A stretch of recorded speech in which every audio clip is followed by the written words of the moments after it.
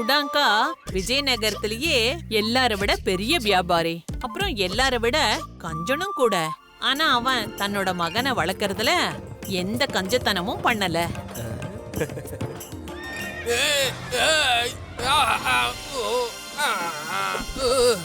அவ்வளவு பாசமா அக்கறையா ஒரு இளவரசனை போல வளர்த்து அவனை ஆளாக்குனாரு.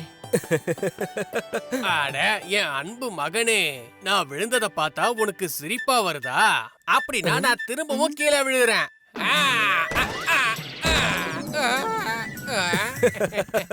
அப்பா, நீங்க கீழே விழும்போது எவ்வளவு அழகா இருக்கீங்க. ரொம்ப சரியா சொன்னீங்க முதலாளி. அதனாலதான் அவர் இந்த அளவுக்கு விழுந்து விழுந்து எந்திரிக்கிறாரு. வாய மூடிக்கிட்டே. அப்புறம் மங்கள், இப்ப நீ பெரியவனா வளர்ந்துட்ட கண்ணா. இந்த மாதிரி குறும்பத்தனம் செய்யறத விட்டுடு. உன்னோட கல்யாணத்தை பத்தியும் கொஞ்சம் யோசிப்பா, புரியுதா? எனக்கு உன் கல்யாணத்தை நினைச்சாதான் ரொம்ப கவலையா இருக்கு. சிறுக சிறுக சேமிச்சு. அப்பா, கல்யாண விஷயத்துல இப்படி அவசரப்படுறது நல்லது கிடையாது. நல்ல பொண்ணும் கிடைக்கணும்ல. அட பொண்ணுங்க தானே, ஒண்ணு மாத்தி ஒண்ணுன்னு நிறைய பேர் இருக்காங்க. நீ சரின்னு சொன்னா மட்டும் போதும். சிறுக சிறுக சேமிச்சு. அது சரி, உனக்கு எப்படிப்பட்ட பொண்ணு தேவைப்படுது சொல்லு. அப்படிப்பட்ட பொண்ணு ரொம்ப புத்திசாலியா இருக்கணும். அப்பதான் அவன் நம்ம குடும்பத்துல நல்ல கணக்கு வழக்குகளை பார்க்க முடியும். அப்படி நான் கல்யாணம் பண்ணிக்க போறவ செலவாளியா இருந்தா என் பணம் மொத்தமும் காலியாயிடும். என்ன? இத பத்தி நான் கொஞ்சம் கூட யோசிக்கவே இல்லையே. அட என் செல்ல மகனே, இப்ப நீ ரொம்ப புத்திசாலியா ஆயிட்டப்பா. ஆனா மகனே, அந்த மாதிரி ஒரு பொண்ணு எங்க இருந்து கிடைப்பா? சிறுக சிறுக சேமிச்சு. சிறுக சிறுக சேமிச்சு இல்லப்பா, ஊர் ஊரா அவளை தேடணும். நானே ஒவ்வொரு இடமா போய் அவளை தேடுறேன். எனக்கு நம்பிக்கை இருக்கு. எனக்கு எங்கேயாவது ஒரு புத்திசாலியான பொண்ணு கண்டிப்பா கிடைப்பா. அப்படின்னா கூடவே ரமணியும் கூட்டிட்டு போ. நல்ல கூர்ந்து ஆராய்ஞ்சு ஒரு புத்திசாலி பொண்ண நம்ம வீட்டுக்கு கூட்டிட்டு வா, புரிஞ்சுதா? மங்கள் குதிரை அப்புறம் ராமனோட தனக்காக புத்திசாலியான தனக்கு தகுதியான பொண்ண கண்டுபிடிக்க கிளம்பினான்.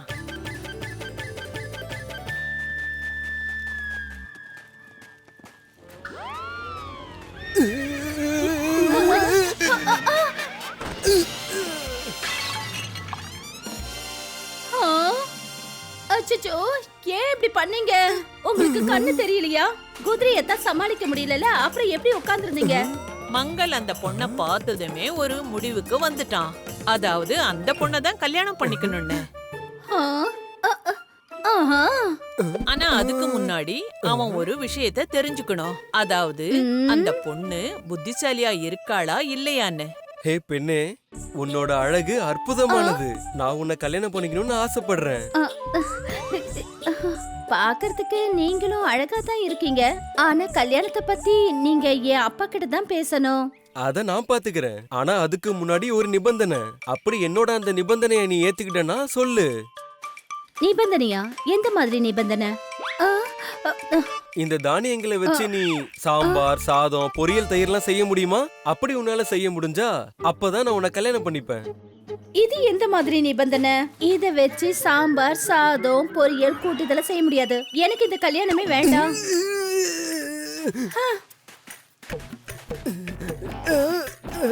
மங்கள் புரிஞ்சுக்கிட்டான். அந்த பொண்ணுக்கு அவன் போட்ட நிபந்தனை புரியவே இல்லைன்னு. அப்புறம் அவன் அந்த இடத்துல இருந்து தன்னோட தேடுதலை நோக்கி புறப்பட்டான். இது போல மங்கள் நிறைய பொண்ணுங்களை பார்த்தான். ஆனா அவனோட நிபந்தனைக்கான பதில் யார்கிட்டயுமே இல்ல.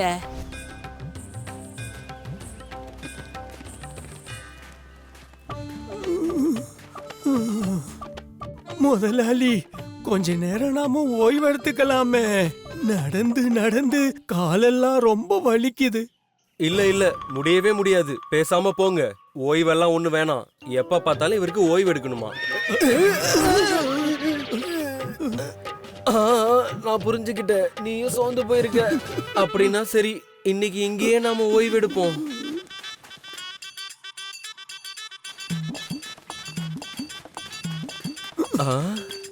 ஐயா, நாங்க பயணம் செஞ்சு ரொம்ப சோர்ந்து போயிருக்கோம். இன்னைக்கு ராத்திரி நாங்க இங்க தங்கிக்கலாமா?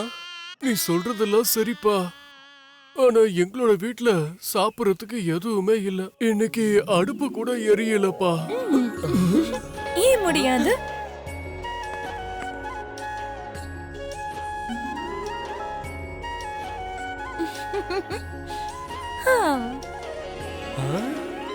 நீங்க தாராளமா இங்க தங்கிக்கலாம். வழிபோக்கர்களுக்கு சேவை செய்யறது தர்மமாச்சே. நீங்க போய் ஓய்வு எடுத்துக்கோங்க. நான் போய் நீங்க சாப்பிட ஏதாவது ஏற்பாடு பண்றேன்.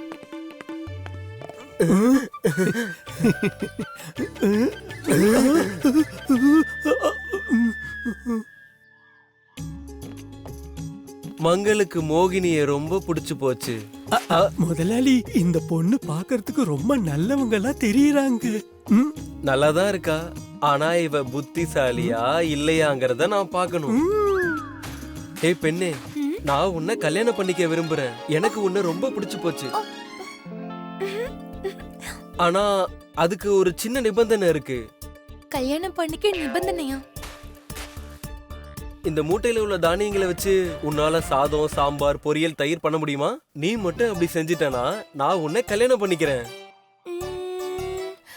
ஆஹா, தாராளமா. இது ரொம்ப சுலபம். நீங்க போய் ஓய்வெடுங்க. நான் போய் எல்லாத்தையும் சீக்கிரம் செஞ்சு வைக்கிறேன்.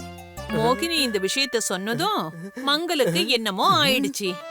பயணம் பண்ணதுனால களைச்சு போன மங்கள் அவன் உடம்பு அசதினால நல்லா படுத்து தூங்கிட்டான். சில மணி நேரத்துக்கு பிறகு அங்க மோகினி வந்து அவனை எழுப்பினா. வாங்க, சாப்பாடு தயாரா இருக்கு. மங்கள் அத ஆச்சரியத்தோட பார்த்தா. தான் கிட்ட எதெல்லாம் பண்ணுவன்னு சொன்னாலோ அது எல்லாத்தையுமே மோகினி பண்ணிட்டா. இதெல்லாம் நீ எப்படி செஞ்ச? இதெல்லாம் ரொம்ப சுலபமான விஷயம். நான் முதல்ல நெல்லில இருந்து அரிசிய குத்தி எடுத்தேன். கொஞ்சம் அரிசிய சமையலுக்கு வச்சுக்கிட்டு மிச்சத்தை கடத்தருவுல வித்துட்டேன். அதுல இருந்து கிடைச்ச பணத்துல நான் காய்கறி, பருப்பு, எண்ணெய், தயிர் எல்லாம் வாங்கினேன். மோகினியோட புத்திசாலித்தனத்தை பார்த்து மங்கள் சந்தோஷப்பட்டான். பிரமாதம், நீ உண்மையிலேயே பெரிய புத்திசாலிதான். நான் உன்னையே கல்யாணம் பண்ணிக்கிறேன். அதெல்லாம் சரி. அதுக்கு முன்னாடி என்னோட விருப்பம் என்னன்னு தெரிஞ்சுக்கோங்க. என்னால உங்களை கல்யாணம் பண்ணிக்க முடியாது.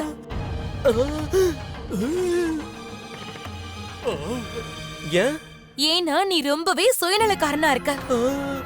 உன் குதிரையோட நிலைமைய பாத்தியா? அதே மாதிரி ராமனோட நிலைமையும் பாரு. 2 பேரும் உனக்காக வேலை செய்யும் போது நீ அவங்கள பத்தி கவலையே படுறது இல்ல. அது சரி, இதெல்லாம் நீ ஏன் முன்னாடியே சொல்லல? ஏன்னா நீ போட்ட நிபந்தனைகளை எல்லாம் என்னால பூர்த்தி செய்ய முடியாதுன்னு நீ நினைச்ச. புரிஞ்சுது. நீ சொல்றதெல்லாம் உண்மைதான். இனி நான் அப்படியெல்லாம் பண்ண மாட்டேன். மோகினி சொன்னதை கேட்டு மங்கள் வருத்தப்பட்டான். ஆனா அதே நேரத்துல அவ சொன்னது அவனுக்கு புரிஞ்சிடுச்சு. அதை யோசிச்சுக்கிட்டே அங்கிருந்து பேசாம அவன் கிளம்பிட்டான். கொஞ்ச நாட்களுக்கு பிறகு மாட்டு வண்டியில போய்கிட்டு இருந்த மோகினி மங்கள் தன்னோட குதிரைக்கு அன்பா தீவனம் கொடுக்கறத பார்த்தா.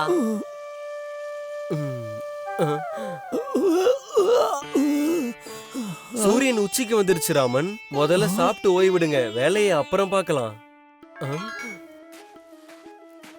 அட நீயா? நான் இந்த பக்கமா போயிட்டு இருக்கும்போது உங்களை பார்த்தேன். நீங்க ரொம்பவே மாறி இருக்கீங்களே. ஆமா, அன்னைக்கு நீ சொன்னதெல்லாம் ரொம்ப நல்லாவே புரிஞ்சுது. இது உண்மையிலேயே நல்ல விஷயம். சரி, இப்பவாது நீ என்ன கல்யாணம் பண்ணிப்பியா? ஆ, அ, அ, அ, ம். மங்கள் இப்போ மாறி போயிட்டான். அதனால மோகினி அவனை கல்யாணம் பண்ணிக்கிட்டா. அதுக்கப்புறம் தன்னோட புத்திசாலித்தனத்தால மங்களோட குடும்பத்தையும் அவனோட பணத்தையும் மோகினி நல்லபடியா பாத்துக்கிட்டா. அம்மா இங்க பாருங்க, அங்க மங்களுக்கு மோகினி கிடைச்சாச்சு. எனக்கு likes. If you like this video, subscribe to our channel Murthy Media.